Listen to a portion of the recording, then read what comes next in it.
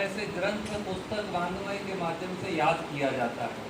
तो आर्य दीपक जी ने इस विषय पर लिखना, यानी इस विषय पर गद्य तो है, उर्दू सैनिक सेवा परिषद की एक पुस्तक है, उसमें ऐसे सारे योद्धाओं की कहानी है, लेकिन उस योद्धाओं को पद्य में, काव्य में, उस स्वरूप में लाना, ये आपका एक बहुत बड़ा एक साहित्य जगत में योगदान है।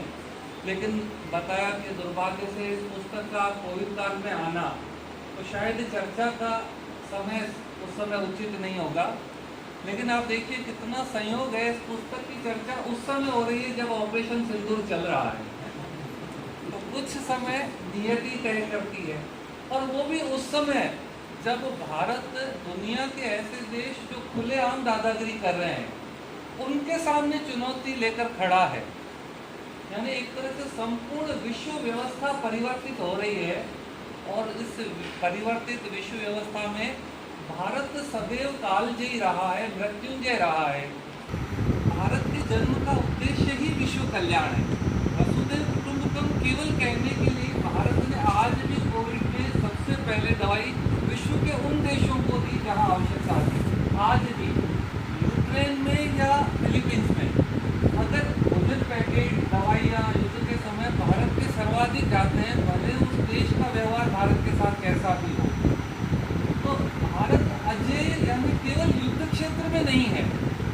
अजय यानी आप जिसको जीत नहीं सकते हो, तो भारत का अजय होना, ये इस पुस्तक का शीर्षक पुस्तक के कंटेंट के बिल्कुल अनुरूप बैठता है।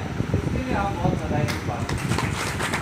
दूसरा, कभी कभी इतिहास विषय इतना नीरसता से पढ़ाया जाता है कि उसको पढ़ते पढ़ते सच में नींद आ जाती है। यदि इतिहास को इन्होंने जिस क्रम से लिखा है, वैदिक काल से और कारगिल तक के युद्ध को यदि इस रोचकता से पढ़ाया जाए, तो हमारे देश के युवाओं में इतिहास बोध कितना सुंदर, कितना अच्छा हो सकता है।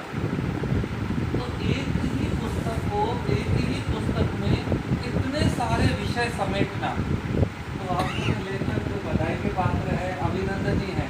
थोड़ा समय कम है, आप लोगों ने पुस्तक को बहुत ध्यान से, गहराई से नहीं पढ़ा होगा, और मेरा निवेदन है आप सब इस पुस्तक को पढ़िए, क्योंकि वास्तव में यदि शांति चाहिए तो युद्ध आवश्यक है, और युद्ध आवश्यक है तो योद्धा चाहिए, और योद्धा चाहिए तो बलिदान और त्याग का मन चाहिए, और बलिदान त्याग का मन तब बनेगा जब हम इनको पढ़ेंगे।